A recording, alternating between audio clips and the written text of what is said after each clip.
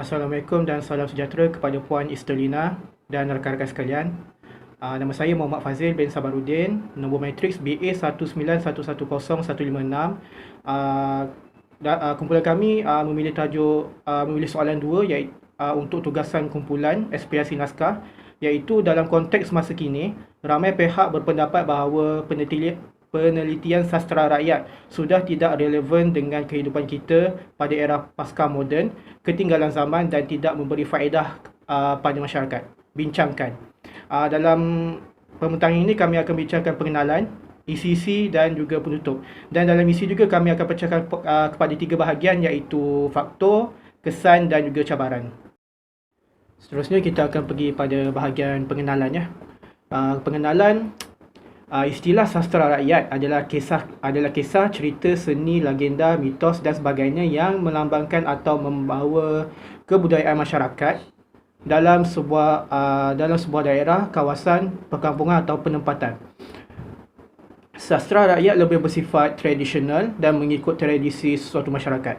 Ia jarang mengandungi unsur-unsur kemodenan kerana sastera rakyat telah muncul beribu tahun lamanya sebelum era pemodenan, manakala sastera rakyat berdasarkan kisah benar yang ajaib juga telah ditokok tambah oleh sesuatu masyarakat bagi menjadikan cerita tersebut lebih menarik. Hal ini terjadi kerana akibat tradisi lisan sastera rakyat tersebut dari generasi ke generasi dan melalui peredaran zaman. Pada hari ini, masyarakat mula berubah pandangan, cara pemikiran, pengamalan kebudayaan dan sebagainya sudah tidak seperti dahulu lagi. Hal ini kerana pengaruh unsur kemodenan yang disebabkan oleh manusia itu sendiri yang menginginkan revolusi atau perubahan dalam kehidupan harian. Assalamualaikum dan salam sejahtera. Nama saya Muhammad Fikri bin Yaakob, pengulang metrik BA 19110479. Hari ini saya akan membentangkan faktor penelitian sastra rakyat sudah tidak relevan dan tidak memberi faedah kepada masyarakat kini. Yang pertama, modernisasi pemikiran masyarakat. Dengan wujudnya perkembangan dan penggantian seperti peranti elektronik telah menyebabkan sastra rakyat kian dilupakan. Orang masa kini menganggap sastra rakyat ini sesuatu yang lupuh dan agak ketinggalan zaman. Sebagai contoh, teknologi canggih seperti telepon bimbit, komputer riba, dan televisyen telah menjadikan sastra rakyat tidak dipandang lebih oleh masyarakat. Masyarakat menjadi kurang berminat dengan penggunaan bahasa yang ada pada sastra rakyat dan juga jalan cerita yang disampaikan sudah agak kurang menarik. Seterusnya, film luar lebih canggih dan menarik.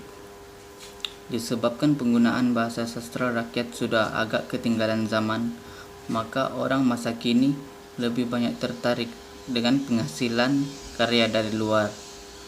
Seterusnya, dengan wujudnya pusat tarikan dan alat seperti panggung wayang, telepon bimbit, komputer, dan televisyen, terdapat banyak tayangan-tayangan menarik di dalamnya. Sebagai contoh seperti cerita-cerita yang berada dekat aplikasi Netflix, Vio, YouTube, dan banyak lagi. Hal ini menyebabkan cerita rakyat kian dilupakan.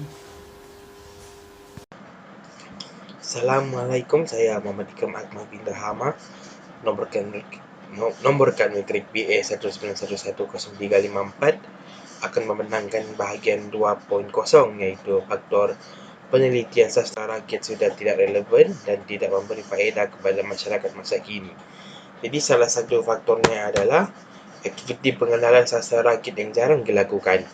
Jadi macam kita tahu, karya kesusahan moden ni dia ada banyak variasi, ada banyak genre, ada banyak cerita, sebab tu dia senang dipromosikan kepada masyarakat. So, orang tahu sudah kan macam mana apa yang diorang nak.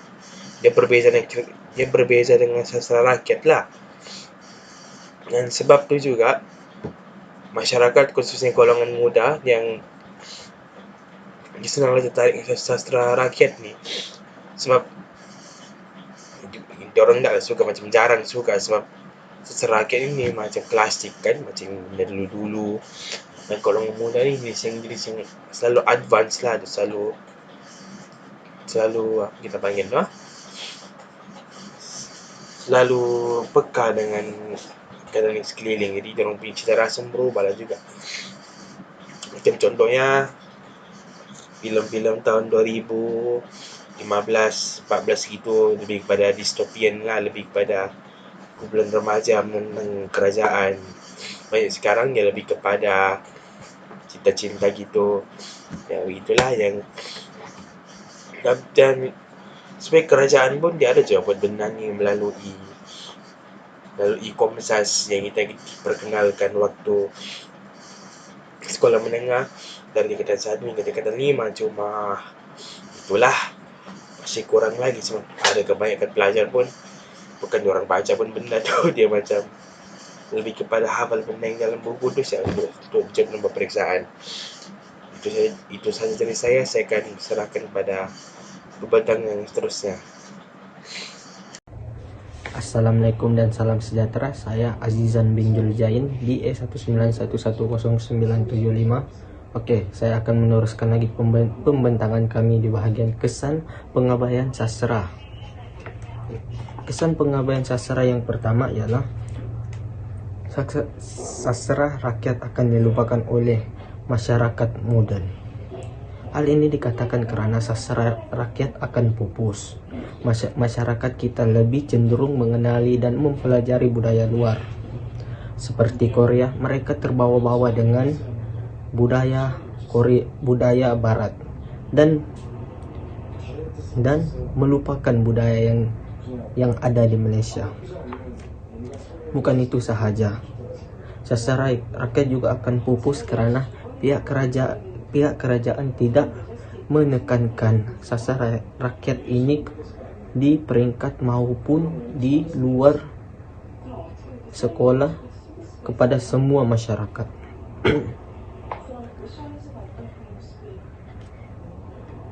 Ibu bapa haruslah memainkan peranan penting bagi mendidik anak mereka untuk mengenali apa itu sastra rakyat dengan cara mereka mempelajari dan melihatkan sastra rakyat kepada anak mereka. Kesan pengabaian sastra rakyat yang kedua ialah kehilangan warisan yang dibudayakan.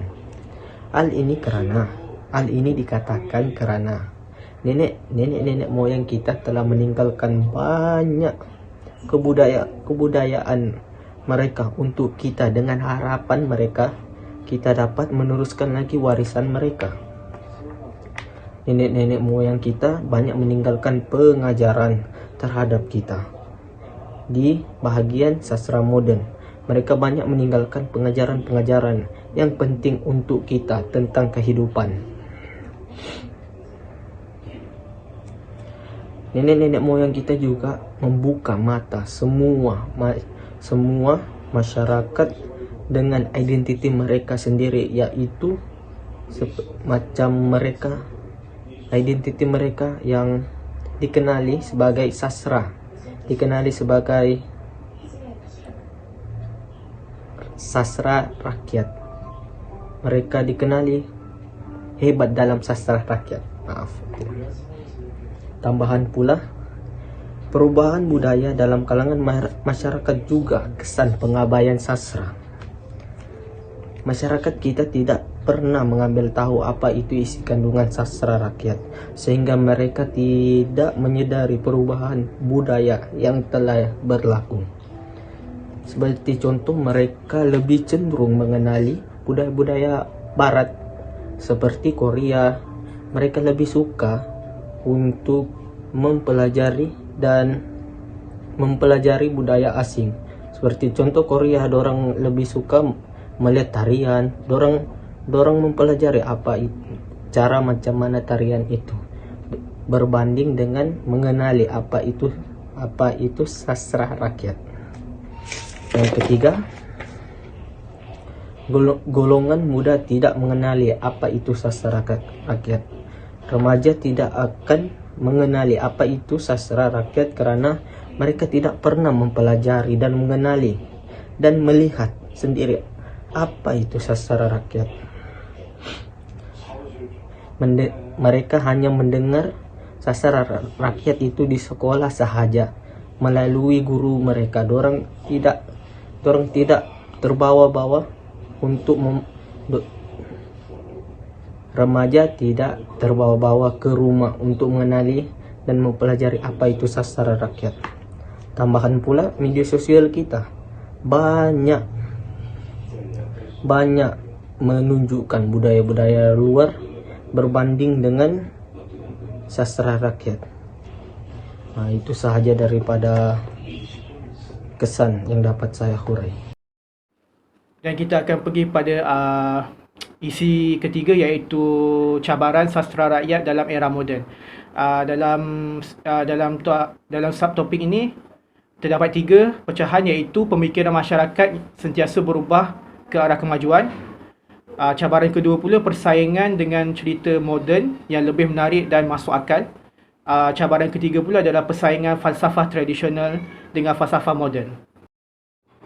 Baiklah, kita akan pergi pada cabaran 1, pemikiran masyarakat yang sentiasa berubah ke arah kemajuan. Ini merupakan cabaran kepada sastra, penelitian sastra rakyat lah kan.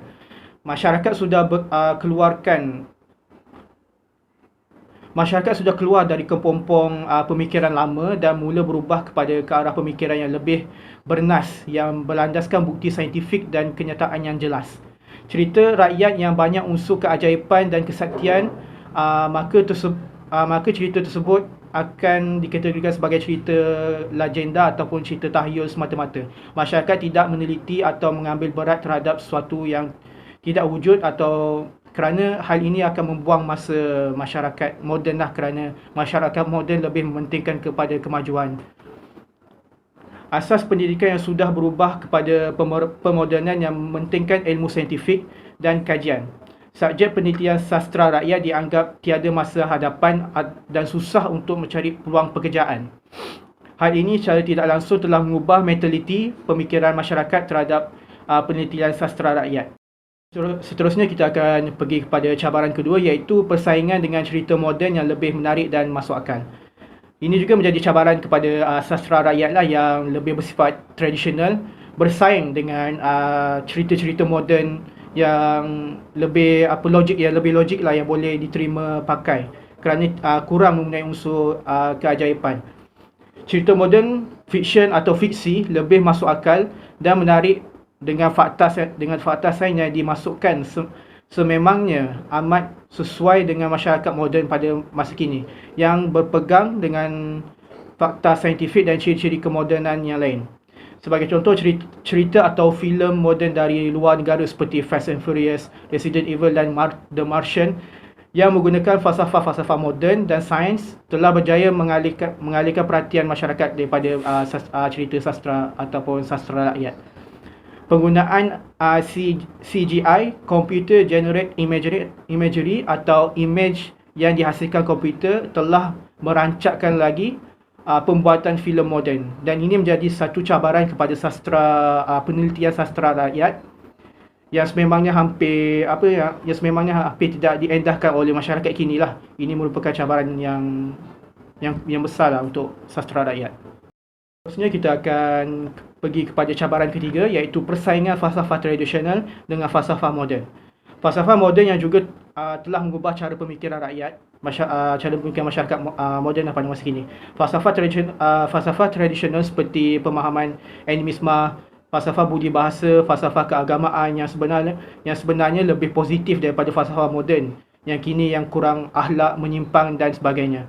Tetapi falsafah sedemikian jugalah yang telah mengubah gaya pemikiran manusia sekarang dengan pelbagai ideologi dan falsafah ciptaan manusia yang kurang berasaskan kepada akhlak dan nilai moral telah menguasai masyarakat. Sebagai contoh, ideologi LGBT, iaitu lesbian, gay, bisexual atau transgender telah tersebar luas dalam kalangan masyarakat, sehingga ada yang menyokong ideologi ini atau falsafah ini atas nama kebebasan yang tidak dikawal. Hal ini telah merencatkan perkembangan sastera rakyat yang lebih mengutamakan falsafah kebudayaan suatu kaum, bangsa atau etnik yang lebih mengikut fitrah manusia. Seterusnya kita akan pergi pada kesimpulan. Kesimpulannya, sastera rakyat yang semakin tidak diceritakan atau diketahui dapat dilihat melalui perubahan budaya dalam kalangan masyarakat pada masa kini tentang sastera rakyat. Oleh sebab itu, masyarakat dapat mengambil iktibar daripada peranan sastera rakyat yang telah berfungsi sebagai karya hiburan semata-mata hingga menjadi imej pembakar semangat kepada mereka untuk mengekalkan unsur patriotik dalam diri masing-masing. Menggunakan media yang mudah, masyarakat dapat menghadam dan peroleh sastera rakyat dapat dihargai dan diwarisi dengan lebih berkesan, khususnya kepada golongan muda pada masa kini. Sekian, terima kasih.